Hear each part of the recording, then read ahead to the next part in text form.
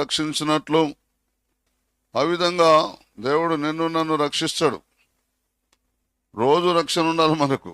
రక్షణ అంటే ఎప్పుడో నీళ్ళలో మునిగితే ఎప్పటికి గ్యారంటీ కాదు. అది ఆ రోజు మట్టుకే గ్యారంటీ.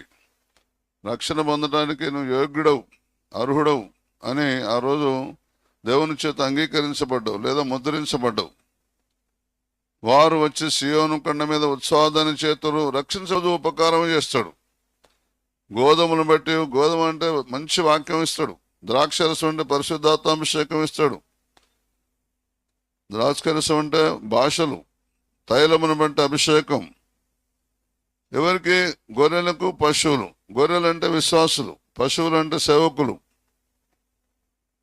గొర్రెలకును పశువులకును పుట్టు పిల్లలను బట్టి శరీరంలో నేను ఇక్కడిని రక్షించబడి పోయినా కానీ నేను దాదాపు 3000 మందికి నీకు పిలుపున్నది.